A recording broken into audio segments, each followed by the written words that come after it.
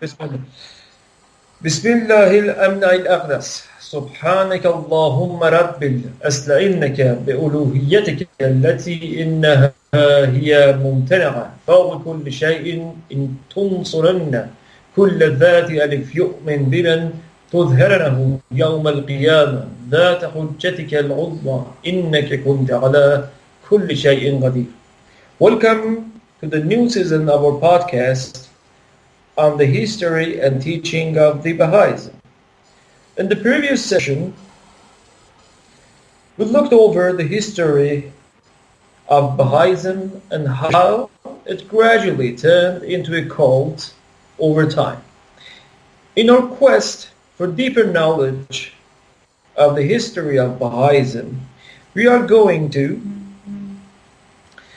continue our discussion from the point we left during the last podcast, during which Vahida Azal, Siyama Kazant, and me casually chatting together about the main issues, the points that are supposed to be taken into scrutiny and into consideration, in the new season of our podcast. How are you, Mr. Azal? بسم الله الأمن الأقدس اللهم صل على من آمن نقطة البيان ومراته في كل حين قبل حين وبعده. I'm very well. How are you? Thank you. I'm fine. Mr. Azal, by the will of God, we are still, continuing to making our podcast. Despite, as I'm sure you will attest, some of the Haifan Bahāʻī have time and again vastly strived, to hinder this quote-unquote filthy and dangerous and revolting and concussion, program so as to protect the faith, the so-called faith from any harm to come.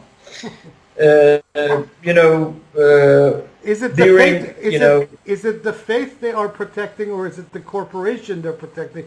I've said this before, and I'll say it again. These Baha'is, the Haifan Bahā'i's obviously, remind one a lot, archetypally speaking, of the Quraysh of Mecca during the time of the Prophet Muhammad. They too, the only reason that they were so steadfastly sticking to their idols and their idol worship was because, these idols in the Kaaba represented a lucrative business for this chief clan of Mecca at the time. And the call of God through Muhammad Rasulullah sallallahu alayhi wa sallam of La ilaha illallah was a very dangerous call, that eventually, obviously, 23 years later destroyed this business in Mecca. But these Baha'is, really represent and really remind one of these people, the Abu Sufyans and Abu Lahabs and the Hinds and all of these chief characters of the early history of Islam. Because if you cut to the chase with a lot of these people, a lot of them online, you have your very silly, closed-minded, stupid, rank-and-file people who actually believe this propaganda. But by and large, those of them who are in control or in some kind of managerial position within the hierarchy of the Baha'i cult and its administration are really doing it because it's their interest to do so. They don't really believe in any of it, really. They also, share some common values, tactics, and strategies. For instance, over the past months, you and I have been accused of, drug abusing, drug trafficking, stuff like that. Which is, very fun when you really look into that. However, Mr. Azal, back to the point, I've always been curious, as to what kind of a person Hasan Balyuzi was. Because to me, he always seemed to be more of a, scholar than a caporregime or a hand, to be more precise. Be that as it may, I'm not so sure about that. Yeah, it's okay. I'm not so sure about that. I would probably place Hasan Balyuzi at the very top of the capital regime. I mean, there have been a lot of scholars and a lot of academics. That's what I'm trying to ask you. You know, because even it's reported that Professor Dr. Freydun Adamiyat, you know, the eminent Iranian historian, you know, had once asserted that Balyuzi is a nice man by far, but, you know, blindly bigoted in mind.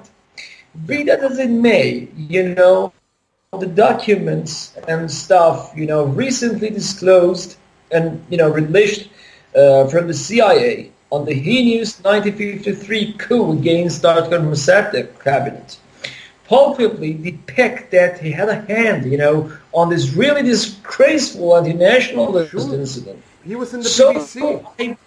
He was exactly. So don't you think, you know, he was kind of, you know, sort of rolling and fluctuating between these two poles, you know, or regime or a scholar? I don't. I mean, first of all, let's first say this, okay? In the Anglophone world and the Anglo-American world especially, until recently, where this Anglo-American model has now replicated itself everywhere, academics were basically an extension of the military-industrial complex. And this is why I always hyphenate this now with military-industrial academic complex, because the universities have really become appendages of corporations, and corporations are by and large the handlers of the state in the neoliberal age, if you would.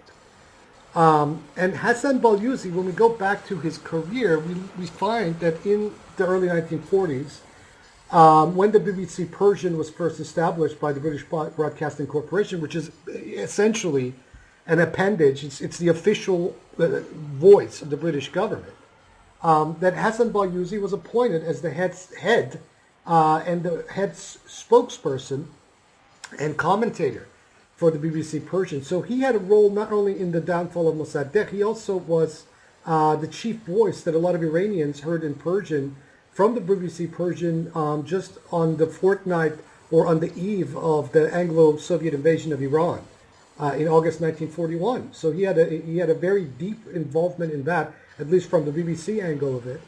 And then once it leads up into the 1940s, during that period where the monarchy had been weakened as a result of the invasion, and there was, you could say that especially from late 1946 onwards, where there was some attempt to establish democracy in Iran, where governments were coming and going, you know, faster than the ones in Italy. He was also instrumental as a voice of pushing British government interests and the British establishment's interest through the BBC. So, you know, whatever the Baha'is tried to spin about, oh, we're not really stooges of the British establishment, the career of Hasan Balyuzi is an extremely instructive and almost blatant example of the fact that, in fact, the Baha'i establishment is very much an extension of the British establishment, or Anglo-American establishment now, and always has been. Because, you know, Hasan Balyuzi was not speaking as a commentator from a neutral point of view. He was a mouthpiece for the policies of the British government of the time, whether it was in relation to the toppling of Reza Shah, you know, their own client, by the way. The British brought Reza Shah to power in 1921, right. Or whether it was, you know, in the August 1953 coup, or even before the coup, before Mossadegh was even appointed as prime minister in 1951.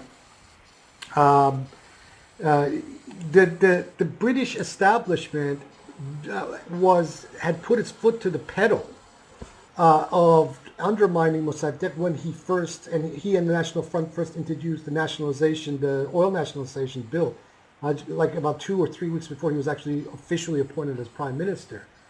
And Balyuzi was very instrumental in this. AKS Lambton of SOAS, who was a leading academic and also, I understand, a personal friend of Hasan Balyuzi. She was, you know, the mastermind of basically the toppling of Mossadegh from the British angle. So, you know, you see that these academics and people who were intellectuals in the Anglo-American world of the time, and especially if there were minorities and whatnot, were always courted and groomed by these establishments and elevated to these kind of positions that Mr. Hasan Balyuzi found himself in.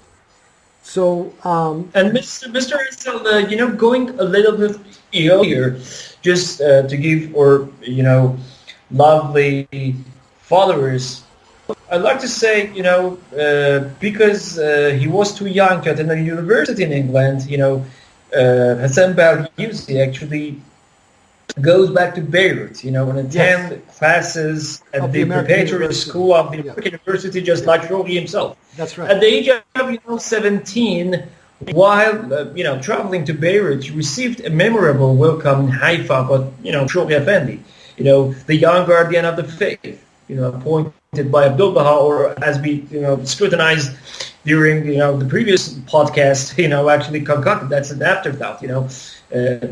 He was not appointed by Abdul Baha, actually, disclosed and revealed by Ruth White. However, earlier, he found in his father's library a copy of some unanswered questions, and read it with the intention of writing a rebuttal. What is this some unanswered question? Is this some booklet or something? So can you rephrase the question? Can you rephrase the question? Yes. I said. I told you. Earlier than that. He found in his father's library a copy of a booklet, That's right. entitled "Some Answered Questions." And he read it with the intention of writing a refutation. Yeah. However, he also received a manuscript of Tarikh Jadid. That's right. But he remained skeptical, according to himself. Considering himself a Muslim still. It was the influence of Shoghi Effendi that transformed his interests and confirmed him in, the Baha'ism at the age of 17. That's right. He described this occasion, quote, "My road to Beirut was through the Red Sea," Port said, "and Haifa.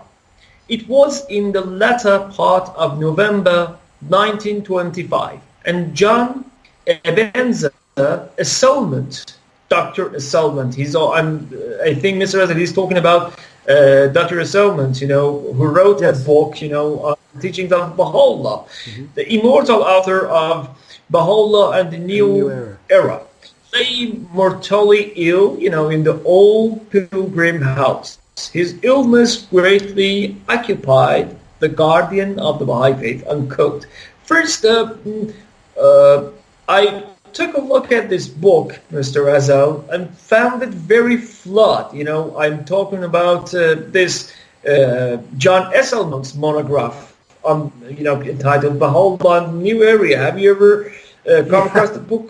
Yeah, there's a very interesting history behind that book, because it's gone through multiple editions, and each edition has done heavy editing and re-editing and taken things out and added things in, and without being noted, by the way.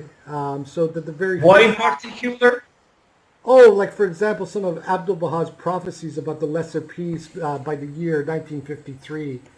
And this was later changed to the year 2000, and in subsequent editions of this have now taken that out as well.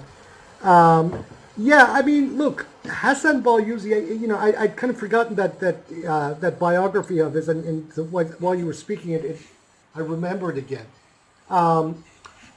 Someone who is skeptical, okay, like how Mr. Hasan Balyuzi claims he was skeptical, doesn't turn around then becomes a hand of the cause. Now, let's nuance this and problematize this. We have seen this in multiple biographies of many of these eminent individuals that broke with either Abdul Baha or Shoghi Effendi, such as Al-Vareh or even Subhi. See, these Baha'i leaders and also the Baha'i machinery today have have kind of perfected the art of wooing people, drawing them into an agenda and rewarding them with either position or whatever they're after. If they're after a position, elevation in their career, if they're looking for a wife, or what have you. They've done this over and over and over and over again with multiple people out there. I think the case of Hasan Balyuzi maybe falls into that kind of a narrative, that initially the guy was skeptical. He was a young guy. He was starting to think. He was, entering that age of a thinking adult. But then, the cold hard reality of the real world hit him, and these people were there to pick him up. And so he owed them, and so they elevated him within their system. And I based that on some of the observations that people like Alvarez have made about their own situation with these people, and also Sophie. And they do these things.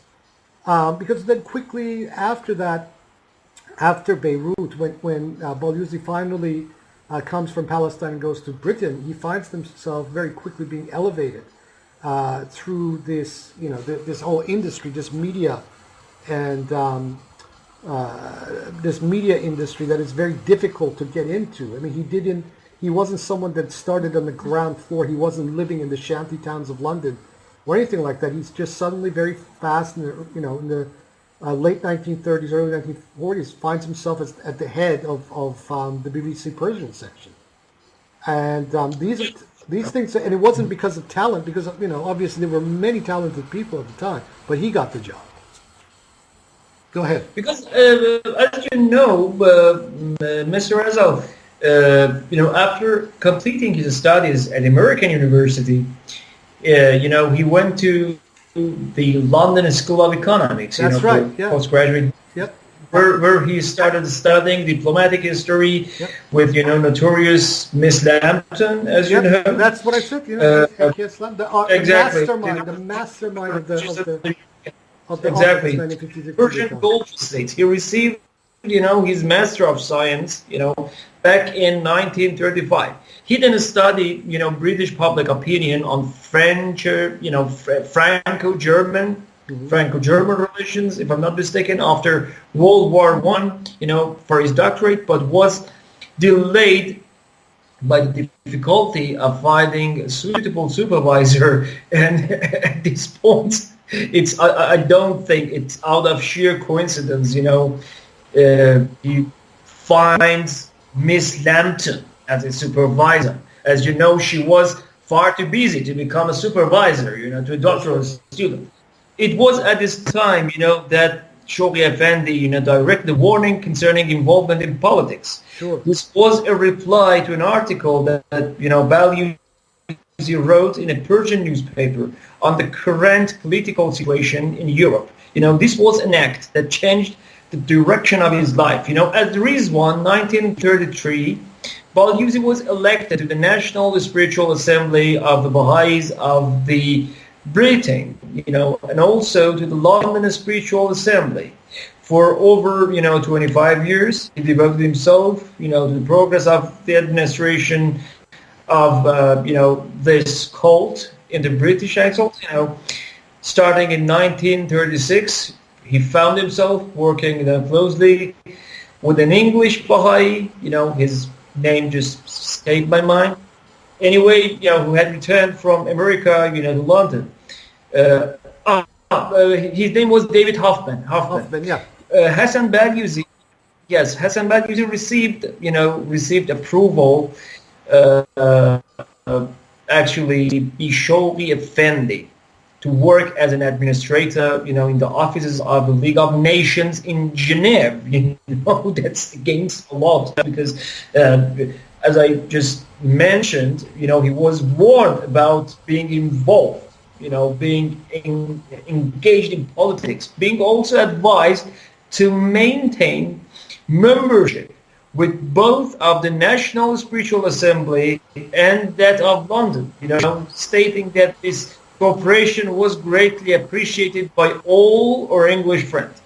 During that same year, there was a marked increase in their Baha'i activities. Balyuzi became the vice chairman of the National Assembly on the Rizwan 1914. Working for the newly formed Persian section of the BBC, he moved for a short time to Worcestershire, where he married, Mary or Molly Brown. And in August 1942, he returned to London shortly after the birth of his first son, Hasan Balyuzi, to continue his work for the BBC. So as you said, he made the first head of the BBC Farsi. And where he writes, he starts writing short stories, plays, and talks on current affairs, producing more than 1,000 radio programs on Iranian and Persian history. The thing is, at this point, he started recruiting some of the prominent Iranian writers, historians, and scholars like Mojtaba Minavi, Masoud Farzad, definitely, he proposed to propose the same job and position to Sadegh Hidayat. That's right. And Sadegh Hidayat, one of the greatest figures in Iranian and Persian literature, absolutely refused to cooperate anyway with BBC Persian. Actually, in contrast, he condemned the act of Hasan Balyuzi in introducing him to the audience worldwide. And he's quoted as saying, "Just leave me alone, you goddamn little bastard." So he was not in good terms with Hasan Balyuzi. Upon his return to London, he became the chairman of the National Spiritual Assembly, traveling and lecturing around the country. He participated in Baha'i committees such as, for instance, New World Order literature reviews. However, Mr. Azal, there is, I believe you are also in possession of the only available, audio file of his, in which he talks, with a distinct British accent about how they succeeded, in promulgating the faith, so to speak. And the title of talk was, the glory of the faith, or something like that. And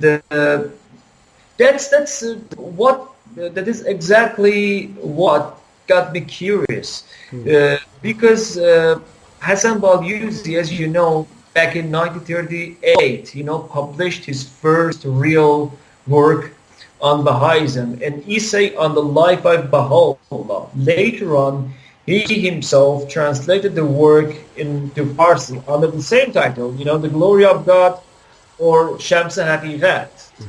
Is that correct? Yes. How did you get on with this book? How did you find his book, and the likes? I haven't read that Shams Haqiqat. The book of his that I have read that I liked out of all of his books was Muhammad in the Course of Islam. I think, to be fair, that is actually not a bad book at all. It's a general book. But I first read that book when I was a young teenager, about 14, 15 years old. And that really sparked my interest in the history of, or at least the medieval history of Islam. And because it was, even though it's, was written by Hasan Balyuzi, it was in quite a contrast to the prevalent attitudes of a lot of Iranian Baha'is about Islam at the time in the early 1980s. This is the period right after the Iranian Revolution, and most of the Iranian Baha'is in the diaspora were quite harshly and extremely Islamophobic. And I found this particular book to be a refreshing departure from that attitude. Nevertheless, most of his other stuff, in my opinion, is just propaganda. Take, for example, his Edward Granville Brown and the Babi and Baha'i Faith. I mean, this book is just a endless screed, an attack on the character of E.G. Brown,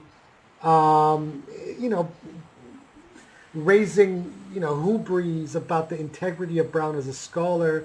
One can criticize E.G. Brown for certain, scholarly lapses. I have several times. But the accusations that Hasan Balyuzi makes of E.G. Brown are not only unfair, they're quite typical of the kind of accusations that are canon within the Baha'i kind of polemical genre of these sorts of attacks. Earlier, this whole kind of attack that was initiated against Brown was enunciated by Mehdi Golpayegani and his older brother Mirza Abul Fazl, who I have dubbed Mirza Abul Razl Golpayegani. This is where this all starts, below the belt kind of attacks. But let me just say something that while you were talking before. The intimate relationship of Hasan Balyuzi with AKS Lambton and the fact that he was being sent around Europe in the 1930s lends a strong case, and makes a very strong case for the fact that Hasan Balyuzi was quite possibly working for British intelligence. And this is due to the fact that AKS Lambton was MI6. She was, and I actually wrote about this in an article I published on Counterpunch back in 2016. This is well known. All of these sorts of scholars, academics, people who were either connected to British media or some facet of the academia of the time were in one way or shape or another either informants for British intelligence or outright agents of British intelligence. And in that period of the 1930s, in the lead up to the Second World War, someone of the caliber of Balyuzi, coming out of the London School of Economics, which is right next door to SOAS, where Lambton was, is, in my opinion, unequivocal proof of the fact that he was an agent of British intelligence, and it was through this facility that he then landed that great cushy job with the BBC Persian section when they established it. So there's no doubt in my mind in that respect. Whether we can prove it with documentation, well, that remains to be seen for future historians. But I think that the clues are pretty much existent already. Yes, that's right. Mr. Hasan, many years passed, because you're just coming so close to the point that I was about to ask you about. Yeah. Because as time went by, it seems that he become, kind of more daring, bolder, cockier, to write things, and books which are far more provocative, than his earlier scholarly, Dodger scholarly, if you like. Because in 1970, a book was published under the title Edward Granville Brown. Yeah. And as you said, exactly, and the Baha'i Faith by Hasan Balyuzi, and later it revealed that he co-authored the book with George Ronald. However, Hasan Balyuzi in this volume, which contains much valuable information, has undertaken to prove that Professor Brown was totally prejudiced in favor of the claims of Sopiadel, and his lectures was in his writing unfair. This is this is the whole thrust of the book, and it's just an endless attack on E.G. Brown. But just remember, this says to us that even in 1970 or late 1960s, when he first wrote this book, the Baha'is were still quite sore by the fact that E.G. Brown had published this edition of the Kitab al-Nuqtat al-Kaf. And even though the Baha'is, at least in the West, and in Europe and in the United Kingdom and the United States, went out of their way to collect all copies of this book, and even in some cases I've heard lots of anecdotes. I have one particular one locally here in Germany where they were defacing copies of this book or stealing them out of the library shelves. Nevertheless, this says that even at this late date of the late 1960s, almost 6 decades or 5 decades after this book was published, in that edition, they were still reeling from that experience. Isn't that interesting, Mr. Reza? Isn't that interesting that Balyuzi actually devotes 25 pages of this book to consideration of Nuqtat al-Kaf, which Brown had published in, as you said, 1910. Right? He maintains that while Haji Mirza Jani did write a story of the Babi movement, the book which Brown published was not, the original work, but was a forgery composed later by some followers of Sobh Hazal. However, Mr. Hazal, which is now, incidentally to their credit, Mr. Keyvan Yahya'i Milani and Mr. McCants, with that copy in Princeton University, which is now publicly available, basically shelved that entire theory once and for all, which incidentally began with Abbas Effendi himself. But which now then tells you the worth of that entire chapter of that book. It's just completely worthless.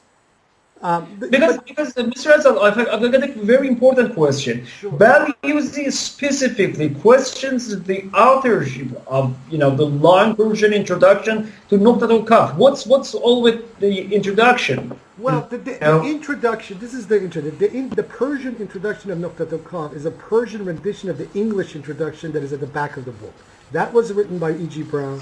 The Persian was obviously, but without credit, translated by Muhammad Qazvini. Now, the Baha'is have made a proverbial a bloody shirt of Osman out of this whole issue, as to trying to claim that Mr. Qazvini, Muhammad Qazvini, actually authored this entire introduction. But this is a real non-issue, because it's very obvious that the English introduction at the very back of the book is by Brown himself. Now, that Muhammad Qazvini translated this all into Persian without taking credit for it, yeah, maybe there's a problem that he wasn't credited. But that's about the end of it, because there is no difference between the Persian intro to Kitab al-Nuqtat al-Kaf and the English intro to Nuqtat al-Kaf. They're just, one is in English and the other one is in Persian. That's all there is.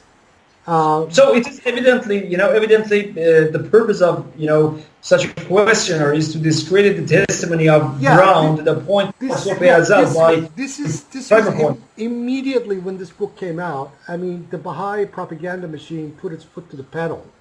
And these letters by Abbas Effendi have been published in numerous places. Ishraq Khavari has published them. Fazil Mazandari quotes a lot of them in some of the volumes of Asrar al-Asar, etc. And these people were having a complete nervous breakdown over the publication of the book. But see, the thing is, and if you actually read the introduction, Sobh Hazal himself was initially incredulous about this history that Brown had learned about from A.L.M. Nicola, right? So it was through correspondence between Brown and Sobh Hazal in Cyprus that the possible authorship of this text was first established, because as Sobh Hazal explained, that such a history was authored. The only person that at the time had authored such a history was Haji Mirza Jani Kashani. And because the history ends right at the point when the assassination, or just before the point where the assassination of Nasser-Din Shah occurs, the conclusion is pretty obvious that the original of this text was authored by none other than Haji Mirza Jani Kashani. Now, with we talked about this in one of the first podcasts. There is besides the Princeton manuscript, which is from the 1852-1853 period, there is another manuscript from that exact same period that is now sitting in Qom amongst the collection of the late Ayatollah Marashi Najafi. And on the day that we can get access to this copy and scan it and make it publicly available, this entire controversy about the credibility and the authorship of Kitab al-Nuqtat al-Kaf will be settled in a satisfactory manner, including by some of the objections raised by a few Iranian scholars of the 1970s and 1960s, like that scholar Bourjerdi, I believe his last name was. I see. Mr. Hazal, because in the same book, in the following pages, at times Balyuzi gets, very confusing and contradictory. Yeah. Because, for instance, Balyuzi describes Sobh Hazal as a weak and unworthy person, Yet he concedes that in the words of Shoghi Effendi, God passes by, Sobh Hazal, after the execution of Bab, was the recognized chief of the Babi community, unquote. But, he said, we asked if the Bab failed to appoint a successor, which is improbable, was there not among the devoted and able followers of the Bab someone worthy to be chosen by them as the chief of the community? This argument is such a non-argument that I don't understand why others haven't really attacked it on its obvious point. The Baha'is want to have their cake and eat it too. Okay. First, is it a kind of fallacy in philosophy? Referred as a ad hominem. It is an ad hominem, but it is also it's a species of what they call a post hoc propter hoc fallacy. Yes, that's right. So, yes. What they're claiming is that Sopa Azad did not deserve the leadership of the Bayan because he was weak. But then they turned around and tried to attribute corruption and authoritarianism to Sopa Azad's style of leadership. When they also simultaneously admit to the fact that Baha'u'llah was pretty much the do-all and go-to-all man of Sopa Azad, the chief operator, And see, this is where these Baha'i attacks on Sopa Azad, especially in a text like God Passes By, become so blatantly obvious that these people are just spinning a tale that has no reality beyond their propaganda of the issue. But with Balyuzi, what Balyuzi, it appears to me, in that particular book did, because the Kashf al-Qata of Mirza Abul Razl Golpayagani and his brother Mehdi Golpayagani were not available to an English-speaking audience. And at least in England and some of the Anglophone countries, a few copies of Nuqtat al-Qaf were still floating around. And people. It's not available in English, Mr. Razal, at all? No, that book was never translated into English. Oh. And incidentally, the polemics are so off the wall in that book, the Kashf al-Qata, that Abbas Effendi himself had a problem with this book, and basically told the Baha'is to take it out of circulation because the accusations they level at Brown and the kind of attacks that they level at Brown is just unconscionable, and some of it is really hysterically funny at times. And even some of it sketched towards the British politics, right? Yeah, and this is at a time when these people themselves were basically now, as the Tsarists, were weakening, were wholesale now becoming completely allied with the British Empire. So this whole issue of Nuqtat al-Qaf and the response to it by the Golpayaganis, this Kashf al-Qata, is a sore thumb example of the opportunism of the Baha'i machine and the Baha'i leaders in every generation. But that book, that E.G. Brown and the Babi and Baha'i Faiths, was written for an English Anglophone audience so they can have some level of access to the arguments that these Golpayaganis were leveling at Brown.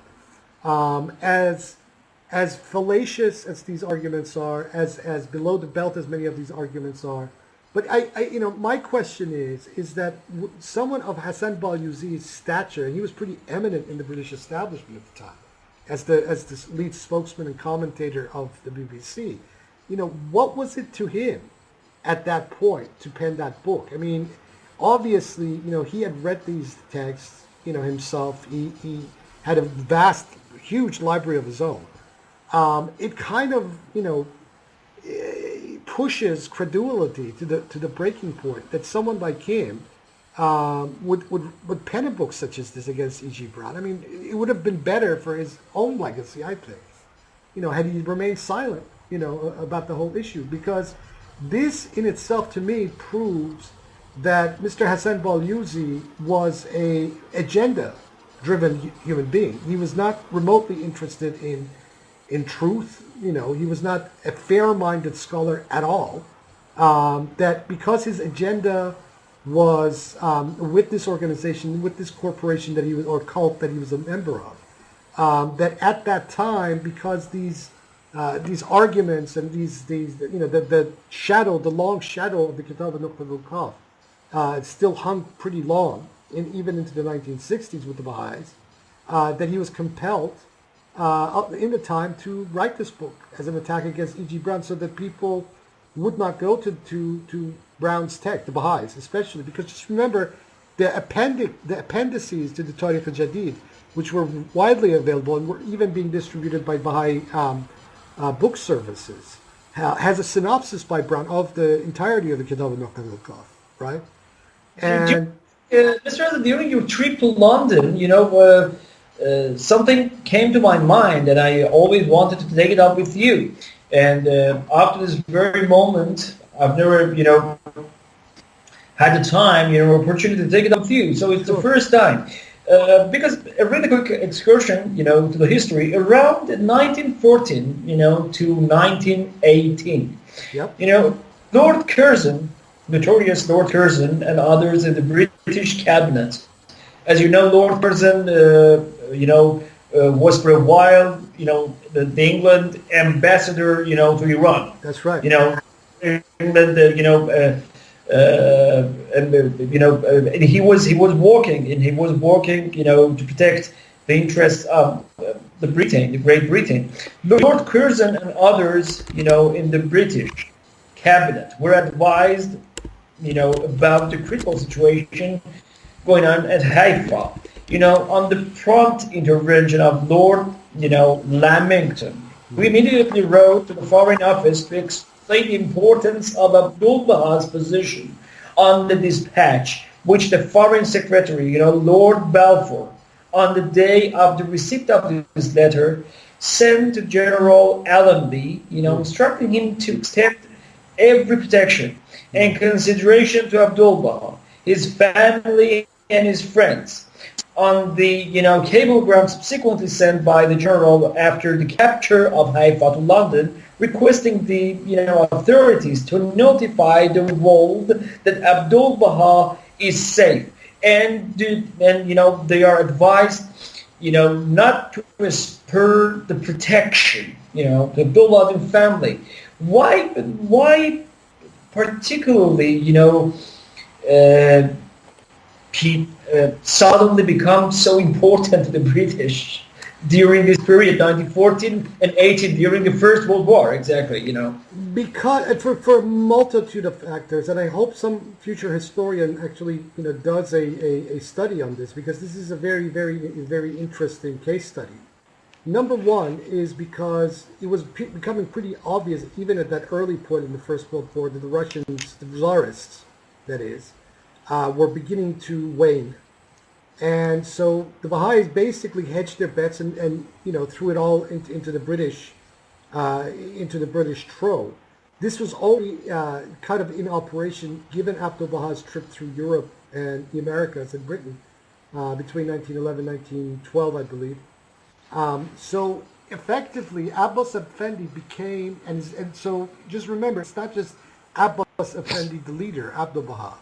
It's also that once these people became fully aligned with the British Empire, the entire networks of Baha'is throughout the Middle East, and particularly and especially in Iran, become now effectively networks in the service of British imperial interests in the region.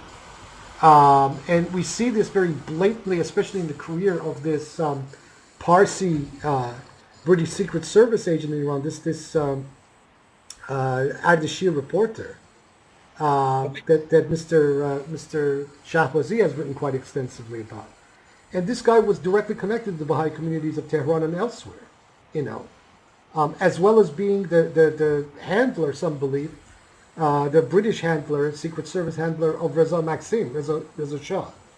So we see at this point that from about, especially during the period right when the First World War begins, that the Baha'is had, at that point, had effectively made themselves into very important network agents, native informers, a great term that Frantz Fanon coined, of the British Empire. Because just remember, the British at this point are trying to topple, they're at war with the Ottomans, right? Or the Young Turks, rather. The Young Turk/Ottoman regime that occupies Palestine. Palestine was a very important military position for the British to eventually take, because the fall of Palestine basically meant that entire Fertile Crescent, that entire area of the Levant, would immediately fall into the British and Franco-British, obviously, sphere of influence. And the Baha'is were key to that, especially because Abdul-Bahā not only had his own personal Baha'i networks in operation in that region, but he also had personal networks with the Druze community of Palestine and the Levant, with Palestinian Muslim clerics, of various hues and other communities. So they were quite a central node of British actions and British operations. And so when his life was threatened by these young Turk Ottoman officers, because it was obvious that he was acting during the course of that war as effectively a British agent in Ottoman territory before it fell to the British, that immediately the Brits went into gear on his behalf, on the media and the propaganda front. I mean, all of this information is only now coming to light on the documentary level. But very interesting. But this is already known, for a long time. You went to England, right? You've been to England several times, and that was very interesting and intriguing, situation over there, and I couldn't make that out. I hope you can help me make it out now. Because how come the whole corporate body of Edward G. Brown's writings and documentation and scholarship, came to Hasan Balyuzi's? This is a question I have not been able to answer. I have gotten different answers from different people. I got one answer from this British English Baha'i living in the United States, that the son of E.G. Brown after his death, Patrick Brown, had bequeathed a sizable personal section of E.G. Brown's library to Hasan Balyuzi. But the good thing about it is that all of the Babi texts, all of the texts that Brown got from Cyprus and from Iran, these are all in the British Cambridge Manuscript Library, which I spent about 9 weeks with, a little over 9 weeks with, in the summer of 2011. And so none of these are controlled by the Baha'is, although there was a period where several elements out of these various manuscript volumes had gone missing, but these were misplaced rather than they had been taken out. But the personal library of E.G. Brown that was in with the family, for some reason his son, Patrick, decided to bequeath some huge element of this to these Baha'is because he felt, that nobody else would do anything with it. And I thought, when I heard about this, and if it really is true, then that was a very huge mistake. He should have just basically donated this to Cambridge as well. And how did you come into terms with the evidence and documents you came across during your trip to England? Well, I mean, it was great to finally. I mean, as of now, we have pretty much superseded that because we have pretty much all of the texts that were copied for Brown, all of them, and plus a lot more than that. But at the time, when access to many of these texts was quite limited. And I had spent probably a good decade and a half or more, trying to obtain these texts. Going and spending that amount of time with these texts of Brown was wonderful. I went through all 66 of those volumes. Didn't get to spend much time on note-taking. I made it through about 38 volumes of them on the note-taking. But it was great, It was great to finally sit with these texts, the ones that I had read about in some of Brown's studies, and also then realized that, Brown had not been as diligent on a scholarly level with many of the texts that he reported on as one would believe. And there was a lot more in these manuscript volumes than Brown had even written about.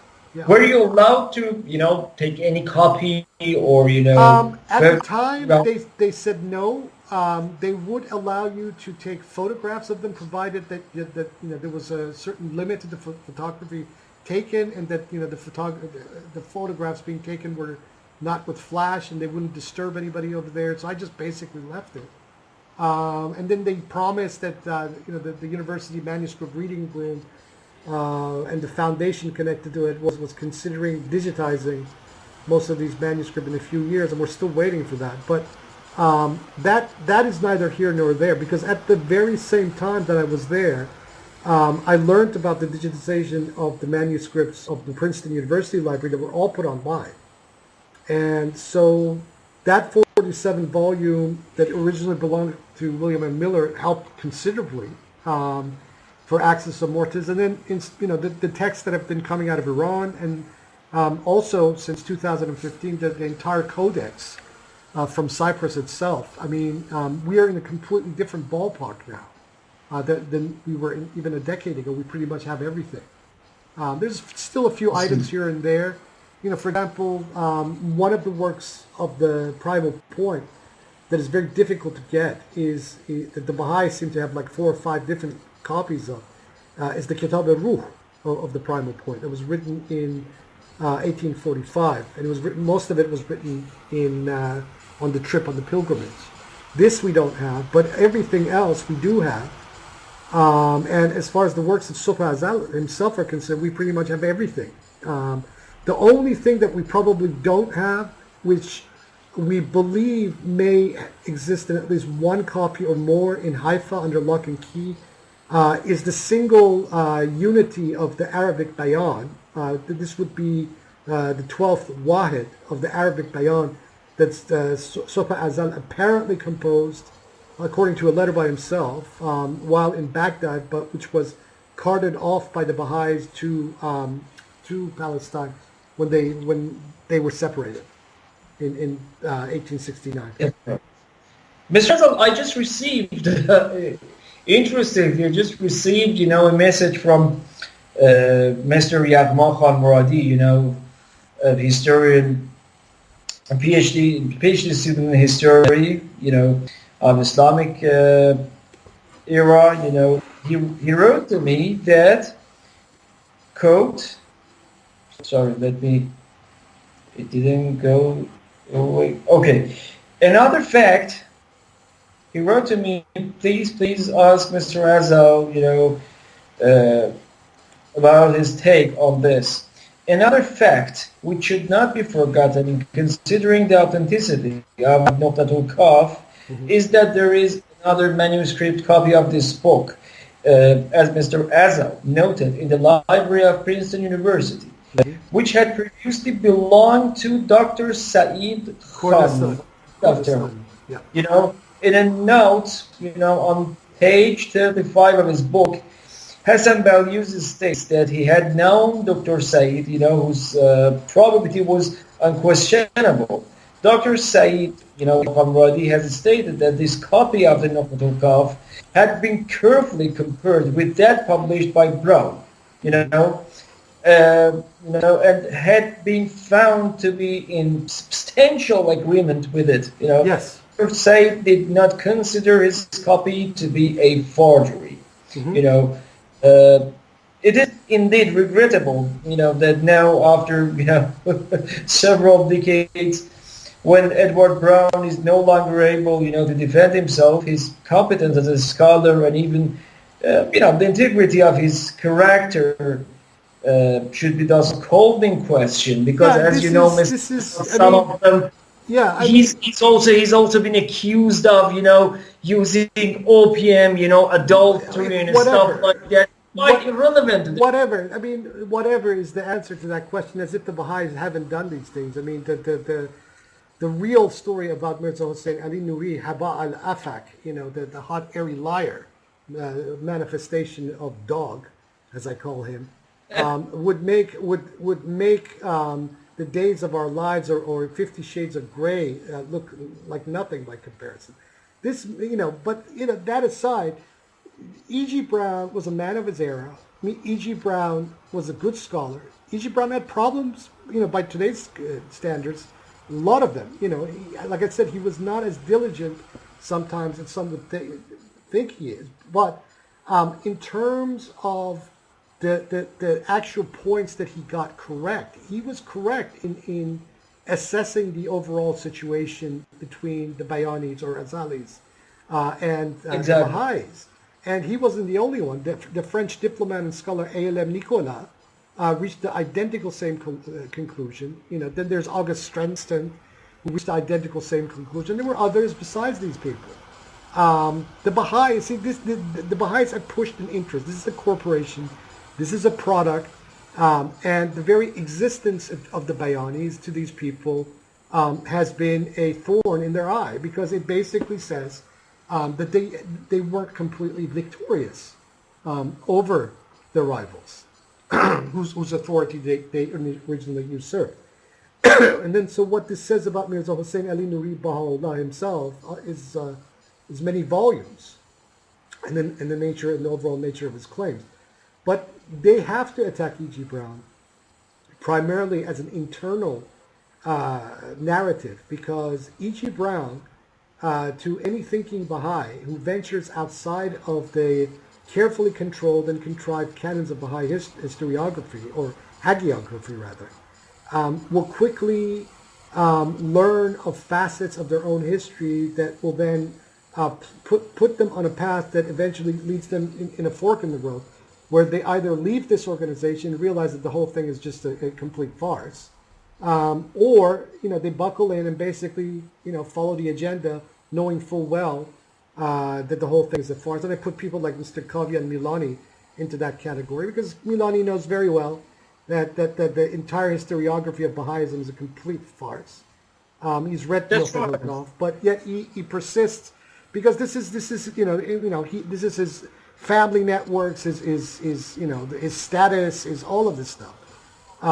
But they continue and they push these things. In essence, this sort of mentality is also a very consummate Anglo-American mentality. It's a very Anglo-Saxon mentality, and you see this in the operation, for example, of government in America right now, especially, like, for example, in this this partisan rancor between Republicans and Democrats. But that is one facet of that kind of mentality, and these Baha'is and Iranian Baha'is who have grown up their whole lives within this cult have that mentality down to the very fiber of their beings. They're completely they're not truth directed. They're not interested in facts, even though they may even appreciate facts. But because they are connected to this corporation and this cult, they will push its agenda in its line for as long as it takes. And that is the bottom line story, and it's also the story, I believe, about the reasons why Mr. Hasan Balyuzi penned that book against E.G. Browne to begin with.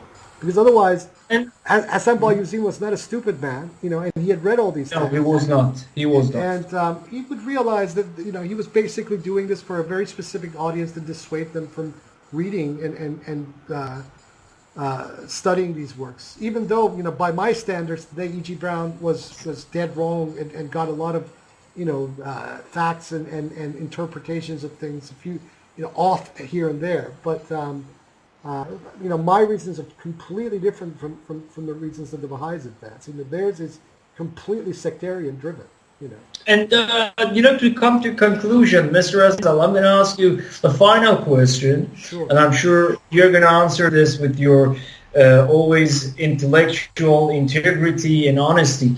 Actually, as you know, after retiring from his work at the BBC, Hasan Balyuzi decided to resume his literary works, by completing a trilogy, on the central figures of the Baha'i cult. Mm-hmm. Actually, the first book was a biography of Abdul Baha, first initiated over 20 years, earlier, when Shoghi Effendi encouraged him to do so. Concurrent with this work, he found the subject of Professor Browne's relation with, the quote-unquote faith worthy of a monograph. In 1970, he published Edward Granville Browne and the Baha'i Faith. Mm-hmm. And then the following year, he published Abdul Baha, the center of the covenant of Baha'u'llah. He completed his trilogy, with another book entitled The Bab, the Herald of the Day of Days, published in 1973, becoming, the first book on, Bahaism, making extensive use of official documents from governmental archives. Hasan Balyuzi acquired a research assistant, to help carry out his works, his monumental work. Mm-hmm. Who is nobody, none other than Moojan Momen. Yeah, is that true? Moojan Momen was Balyuzi's protege. This is widely known. Exactly. Exactly. Yeah. Sorry, but Mr. Hazel, what I'm going to ask you is very interesting, because in this trilogy, and the later works in which Moojan Momen, also had a hand. Unfortunately and regrettably, Balyuzi, it's very mischievous. Started sparking off, spreading, a rumor that Edward G. Brown actually remained true to himself eventually. He regrets about the past. He regrets about the stances, he made about Sopiazal. And, to compense with his past, Balyuzi says, Edward Brown, writes a letter to Abdul Baha, asking for a visit. But Abdul Baha refused, to receive him, which upsets, which upsets Brown, left him very disappointed and frustrated. However, he asserted and expressed that Brown was very regretful. He had so many problems with the past. He had lots of regret about the past and whatever he had done in the past, including, taking side with Sopiazal and his followers.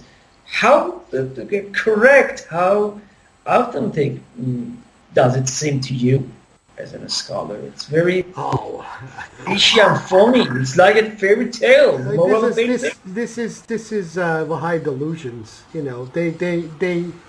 I've heard this account so many times from different places. And whenever you ask for the evidence and the proof, they kind of fall silent on it. E.G. Brown was an Englishman.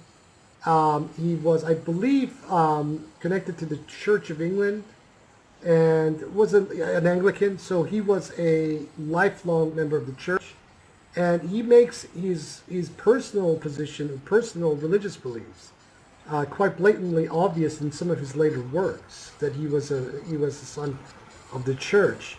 So for the Baha'is to then turn around and say that he was regretful, he regretted his position, yada yada, it flies in the face of his own statements in the latter part of his years. And then there's that book by Phelps, where that Byron Phelps, I think it is, that E.G. Brown penned the intro to, or the foreword to, where he makes no bones about the fact that he considered the Baha'is to be a real problem, and brings up the example of, if a Baha'i state ever came to power, what they would do with the Azalis. He actually says this in this foreword. So that is a fairy tale. The Baha'is want their cake and eat it too. They have spent almost a century now defaming this gentleman, but because they realize that the defamation, this decades-long defamation of this individual hasn't gotten them anywhere and has made them look ridiculous. Now they're turning around and presenting another narrative. He really regretted towards the end of his life that he had been so harsh and critical of the Baha'i faith. I mean, these people are insane, really. Really, they might believe it. Some of their people, their rank and file at the bottom, might believe in this nonsense. But any rational person in collection of all of their faculties will look at all of this and conclude that this is just crazy talk. And that these people are. It is. Yeah.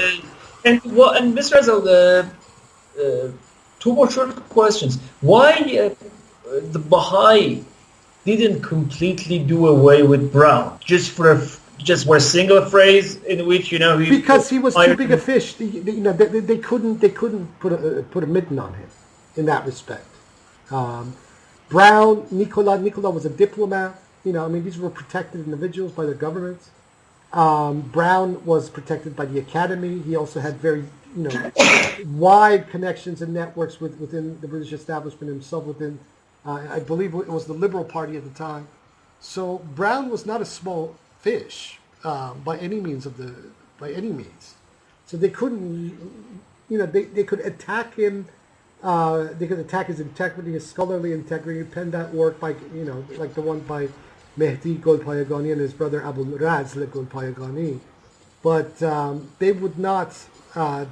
They would not go that route with him. And plus, he was an Englishman. He was a European. So that would have been bad policy on their part if they had, thought about something like that. So you believe he was too big a fish, to be hunted down, to be defamed completely, but they never failed, to defame this gentleman. Yeah, Is that true? Don't fail. They have used every opportunity, as long as I can remember, of always attacking this guy. Yeah. Finally, Mr. Razal, finally, I myself came across a very interesting, evidence. Actually, in the archive of a French magazine. I'm gonna put that in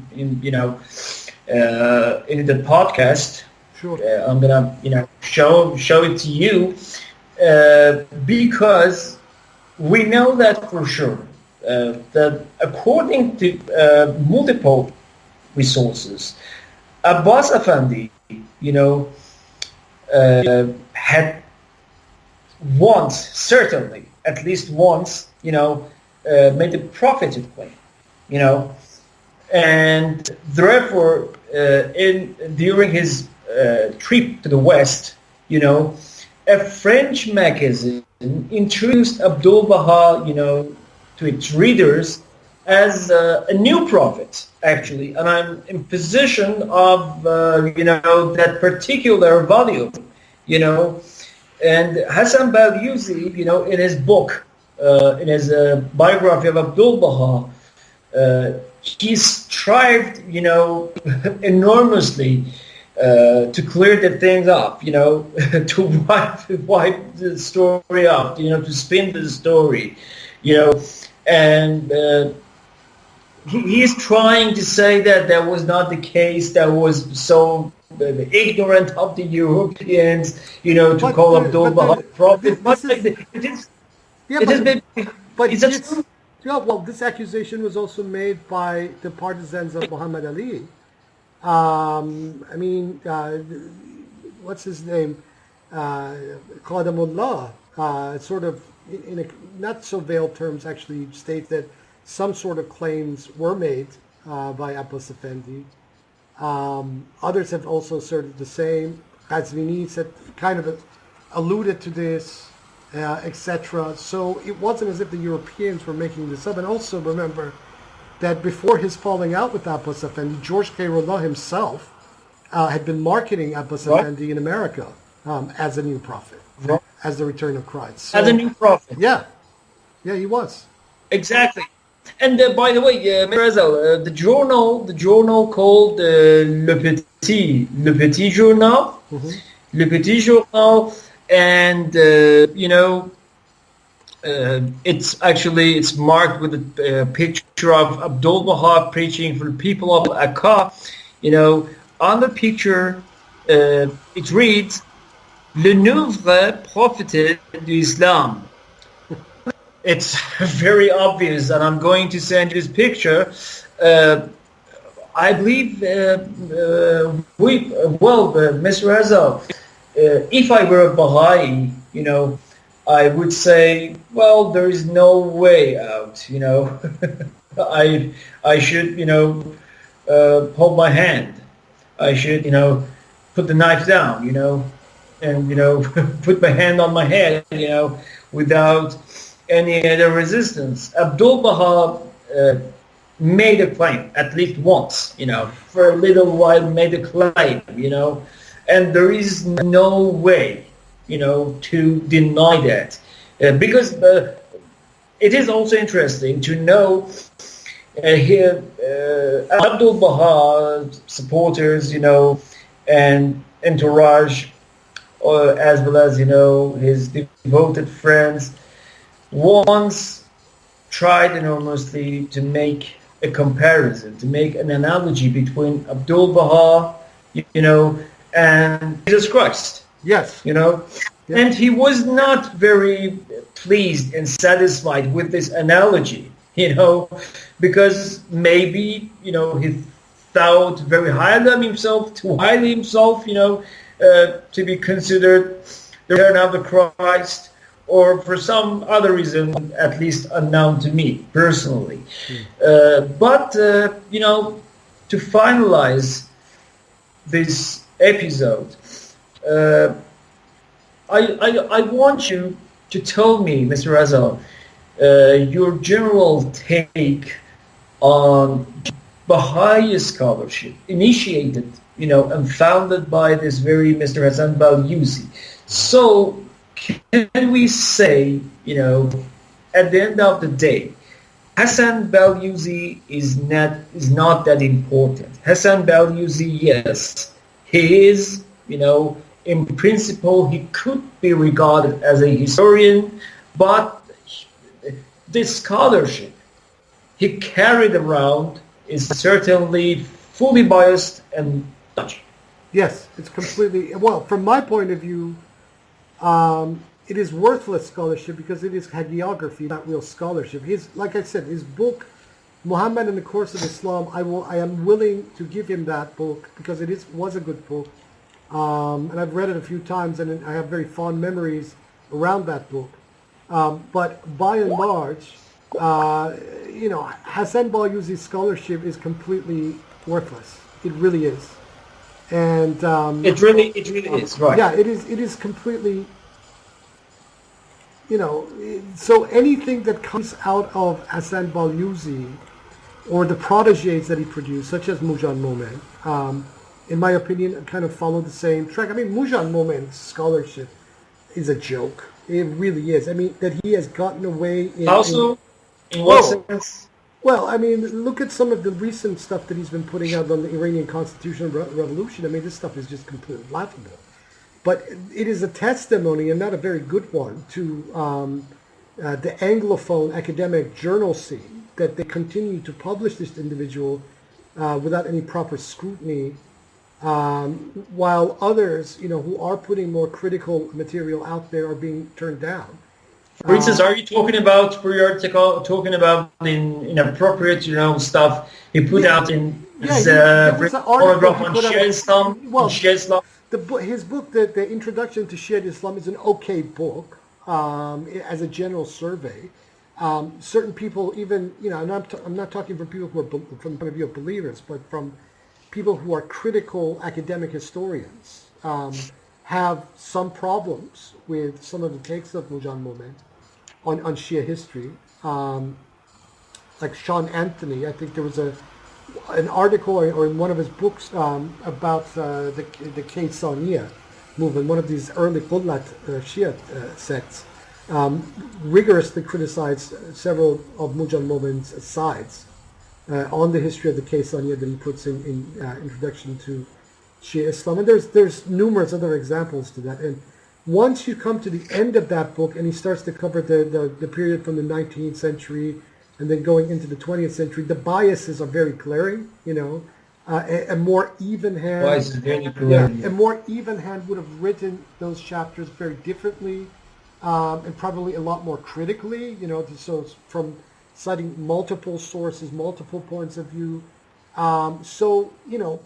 Moojan Momen is what I would classify as a classic native informant Orientalist. Okay, so he's both an Orientalist in the way that Edward Said, defined that term in his book Orientalism, but he's a native informant because he's not, maybe he was raised in Britain, but he is British. He is very much a son of that establishment. That is writing about the Islamic world, that is writing about Babi history, that is writing about all of that. And it is I don't find it surprising one bit at all that Moojan Momen was the protege of Hasan Balyuzi. And if my theory about Balyuzi is correct, that this man was really an agent of the British Secret Intelligence Services, as well as... And you also believe that, his mentor, this protege, Moojan Momen, is also, rolling and fluctuating between, two, poles, regime and scholarship, and he's actually, Moojan Momen has navigated that space a lot better, I think, than Hasan Balyuzi did. But let me go back to this article I was referring to about the Iranian constitutional revolution. Sayyid Mehrdad Nabavi Razavi's, magisterial study, Tarikh Maktoum, concealed history, in my opinion, is a revolution in the historiography of the constitutional revolution. This book is supremely and profoundly important about the historiography of that era, because he uses a lot of source texts that were not accessible to many of the historians of the constitutional revolution, whether we're talking about Ahmad Kasravi or whether we're talking about later historians such as Janet Ahari or similar. But he put a narrative together, and now he's continuing with these studies that he's putting out, that the Azali Babi community of Tehran specifically, and the Bayani community of Iran generally, were both the instigators, the literal instigators of the Iranian constitutional revolution, as well as basically then heading most of the leadership roles of that movement all the way until the coup d'etat of 1909.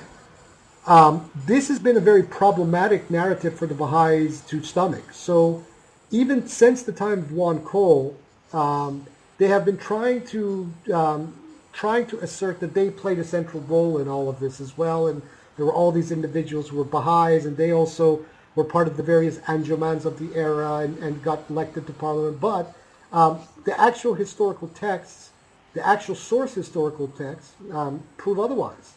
That the Baha'is were not only not really leading this thing, but that when push came to crunch in 1909, Abbas Effendi sided with Muhammad Ali Shah and Sheikh Fazlullah Nouri, the most arch-reactionary cleric of that whole period. And that this whole position that the Baha'is maintain currently, that Moojan Momen is now writing about in these articles, like the one that he published in the British, I think it was the British Journal of Iranian Studies about the Iranian constitutional revolution, are fiction, but my problem is that this historiography that the likes of Momen are pushing are not being properly scrutinized, and not being properly scrutinized because of the good old boy network that exists in the Anglo-American Academy, whereby Mr. Moojan Momen gets a free pass, no matter what he puts out there, even though what he's putting out there is just blatant nonsense most of the time. But Moojan Momen can craft his writing. This is where only a scholar can detect what this guy is doing. But Moojan Momen has that ability, has that talent to craft his argumentation with sourcing while lying his head off at the same time. A perfect example where Mr. Moojan Momen got away with publishing an article in in a sociology of religion journal was this apostasy article, where actually I'm named as one of these 12 apostates from Baha'ism, but except with an X, I believe he put in my name, because I had threatened these people to sue their pants off in a court, if that thing ever saw the light of day. But these academic journals in the sociology of religion would take this article because he was contextualizing and he was using theoretical methodology from the sociology of religion to present this argument that is completely sectarian, completely biased, and ultimately completely non-scholarly. But that's the thing, and this says volumes about the kind of patronage networks that the Baha'is have infested, literally, the Western Academy with, where they are, being allowed to push their hagiographies and sectarian narratives under the very thin veneer of being scholarly and academic. And this is a problem that I believe that needs to be rooted out, because once you open that door to one group, then you're basically opening that same door to multiple other groups, and then so the objectivity of the academy and the objectivity of scholarship from that point forward goes out the window. And unfortunately, I think in this age of neoliberalism, the Western ivory tower is very much in the grips of this monster. And the Baha'is are one of its biggest beneficiaries. That's right. Okay, thank you very much, Mr. Azel. This is the end of the first episode of the new season on the history of Baha'ism and its teaching. And by the way, Mr. Azal,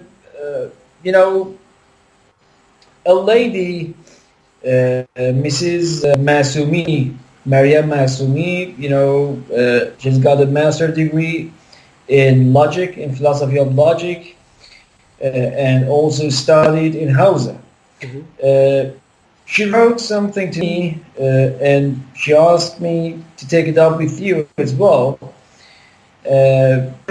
She asked, when Baha'u'llah was in Edirne, we know that he was in difficulty with Turkish government, with the Turkish government, Therefore, he turned to France for help. He wrote a letter to Comte de Gobineau, former French finance minister in Iran and historian of, the Baha'i movement, imploring him, to lay the petition of, quote-unquote, this servant at the foot of the throne of the monarch of the age, Napoleon III, in order that he might become a protege of France, Gobineau reply informed the Baha'u'llah that he had, delivered his message to Napoleon, but said that His Majesty had not been pleased to signify his pleasure in the whole matter. However, he informed Baha'u'llah that he was at liberty to address himself to French diplomatic mission in Turkey.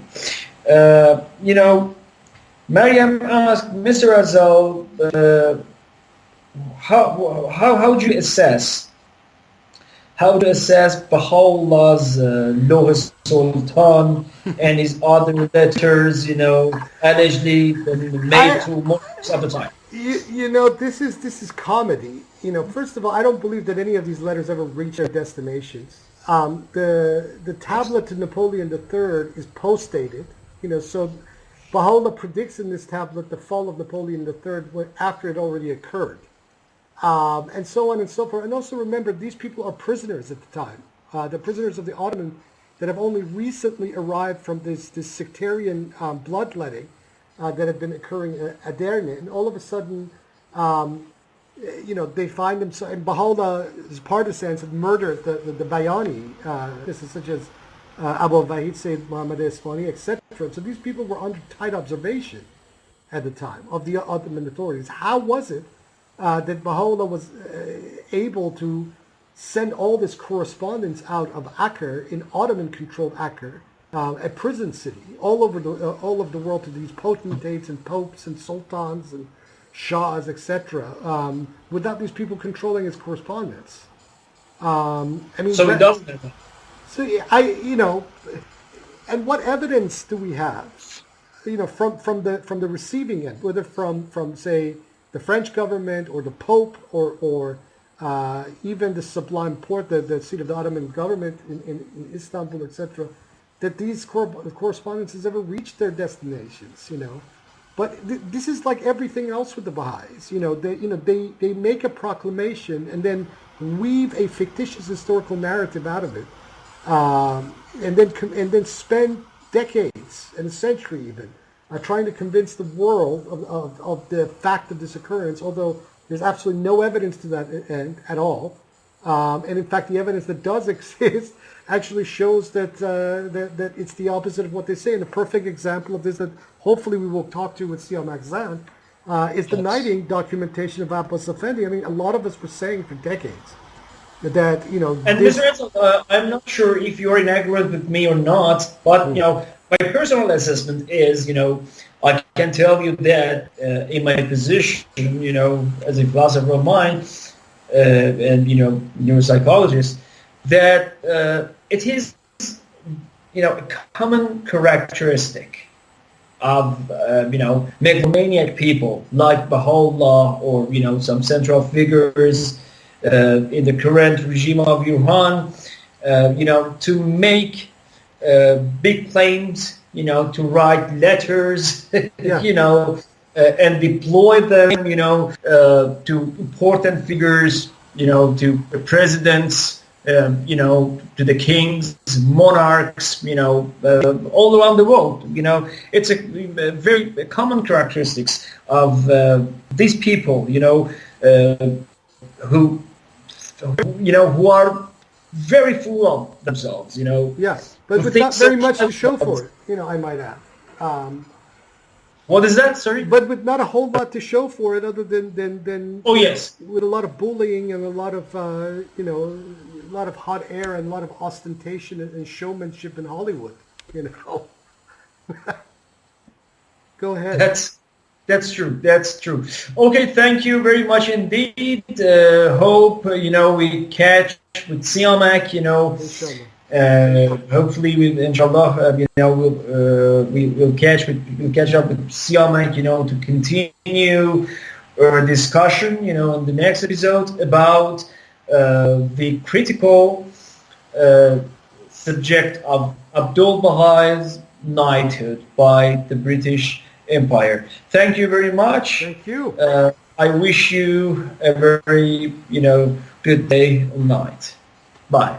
Bye-bye.